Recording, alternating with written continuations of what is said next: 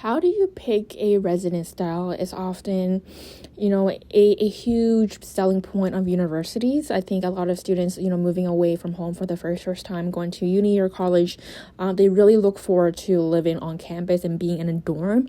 And of course, most universities and colleges offer a variety of dormitory styles. So how do you pick the one that you is suited for? So first and foremost, you want to look at your financial situation. Because varying styles, some universities have condo suites and traditional rooms, single rooms and double rooms, and they may have a variety of residences that are built throughout decades of time, where usually and normally the newer ones are more expensive than the older one. So you want to look at your finances. You want to refer, if your parents are paying for your tuition, you want to see what their financial situation is, and to see if finance is going to be a criteria in deciding where you want to live. If finance is not a huge issue, or if you kind of boil down on which ones will suit your financial situation, then here are some of my tips in deciding where you want to live. In general, I think most universities and colleges are somewhat contained in a campus. From one end to another, there's likely some buses that can move students around, or you can walk from end to end. Normally within 25 minutes you're going to be fine, and walking 25 minutes is not a huge issue. So I think a lot of students kind of look at where they are going to take courses and where the lecture halls are, and then deciding where they want and choosing which res they want to do to live in based on location. But I actually don't think that's a huge issue, and that is definitely not one of my tips. I wouldn't recommend you basing your dorm style or your dorm type only based on location, because I think in the end it's not a huge issue. And again, this is coming off of the assumption of most campuses are somewhat contained. If you're going to a university where your lecture halls and buildings are literally sparse across an entire city, where you literally have to go from one end to another, it may take you an hour, then of course location is going to matter. But if you're going to a university or college where all the buildings are kind of contained in one area, and from one end to another it's only going to take you up to 25 minutes to walk, then I don't think location should be a decisive factor here. So what are my deciding factors in terms of choosing a res? So I think first of all, you want to look at your personality. Are you more introverted or extroverted? And who do you want to be in university and college? For myself, I am quite an introverted person. I'm someone who's totally fine, sitting in a corner of a room and not talking to anyone. I'm often not the type to, introduce myself or make small talk. I tend to kind of be quite open and close with a close group of friends, but beyond that, I'm definitely not considered a social butterfly. So for myself, I consider myself an introvert, but in university and college, I wanted to make sure that I was going to be sociable. I wanted to make sure that I would still be able to make friends. So in doing so, that's why I kind of steered away from suite styles, because I knew if I went to a suite style, it would be very easy for me to lock myself in a room all the time. And if you look at suite style residence apartments, for example, oftentimes it's just a long hallway full of suites. Even if the suite doors are open, you don't really see who's inside, because inside the suite you'll then have additional doors to go into people's rooms. So that's one of the reasons why at the time when I was choosing my university dorm style, I preferred not to go into suite style, because I wanted to make sure that I was living in an environment that was built in a better sense, built better for social life. So at the time, I decided to go for the traditional dorms, where it would be a single room or double room, and double room is just a big room with two beds, or a single room with just a room with one bed, and even if it is a long hallway with many doors, as long as the doors are open and I left my door open, people can see I'm inside and people can come to me and talk. And that's what I really enjoyed, and that's what I think is one of the deciding factors for yourself.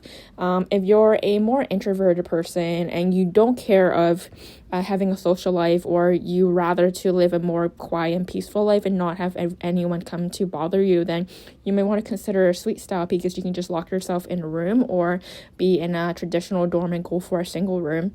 But if you want to be more sociable, for example, or you just have a more social butterfly personality, then of course it is not impossible to be social at a suite style condo apartment, for example, but it is a bit harder compared to traditional styles. And of course, a lot of this also boils down to your roommates.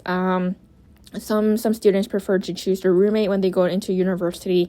Some might not. For myself, I had a really good friend going to the same university as me, but because we both had different living preferences, we decided not to be roommates. She went to a suite style and I went to a traditional dorm.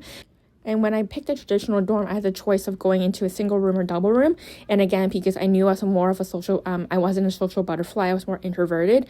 I wanted to create a system so that it forces me to talk to other people, so that I'm not secluded for the entire year.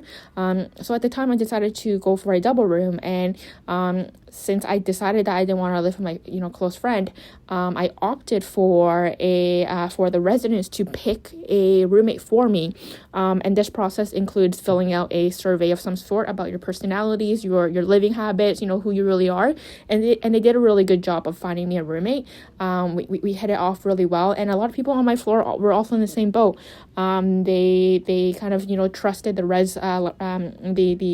residents to pick a roommate for them, and oftentimes what I found is they have a really good process, and they actually do an amazing job of finding you a suitable roommate that you're gonna click really well with. So like all in all, I had a really good experience going to a traditional dorm in a double room with a roommate that I didn't know. And if you are similar to me in personality wise, I would definitely highly recommend you as a possible solution. Other things that you want to look at in terms of deciding your residence is you want to look at if your university or college offers theme floors. So the university that I went to had, and also a lot of the other universities in my surrounding area also offered the same thing, where they had theme floors in residences where they may have a particular floor that was focus on a specific hobby. So for example, if you're really athletic, they may have a athletic floor. Some floors might be around faculties or programs. So for myself, I was in the Faculty of Health Sciences. I went to a Faculty of Health Sciences theme floor. So where everyone that was living on my floor was either in nursing, kin, or health sciences. And this was very useful for me because I got to know people who not only were a good fit personality wise, they also did a really good job of making sure everyone on the same floor was of a similar hobby or interest. So in my case, because everyone on my floor was with the Faculty of Health Sciences, what happened was I not only met a lot of friends, but I also met a lot of friends that were also in my program, which was very useful because as you go into second, third, and fourth year, you already have a nice group of friends that you can go refer to or study with or hang out with during class time, and it was also a very nice atmosphere because you can go to classes with them, you can kind of study with them like while they're on the floor, or ask them questions or get their study notes or lecture notes or whatever it might be. So it's definitely very useful for me, and I would definitely if you're someone who is a bit shy or nervous about or anxious about meeting new people and finding friends who are within your faculty or within your interest or hobby area, definitely also consider theme floors.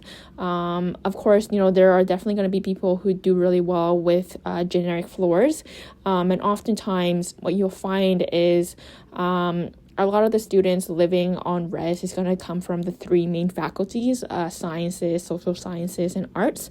So in general, most people don't have problems finding with friends, but being on a themed floor, it kind of made sure that you'll be able to access a more specialized group of people that is more likely for you to fit in well with, or have a common interest or goal. So theme floors is definitely another deciding factor. If decide whether or not you want to pursue something like that, and if you do, look at all the theme floors that are being offered and to see which ones would be most suitable for you.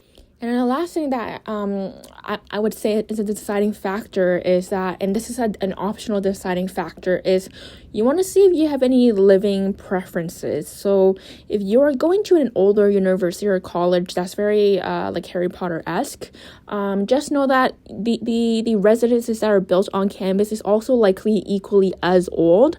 So some universities might not have heat or air conditioning. They may not have Wi-Fi or, the more modern technologies.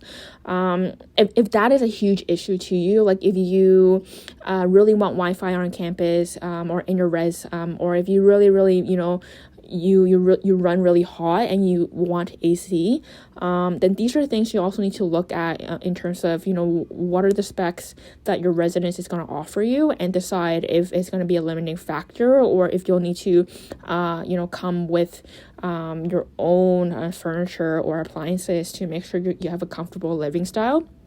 For myself, I went to a pretty old university, so all the residences were quite, old as well. They were built in the 1800s, 1900s. So a lot of the residences that were older on campus didn't offer AC.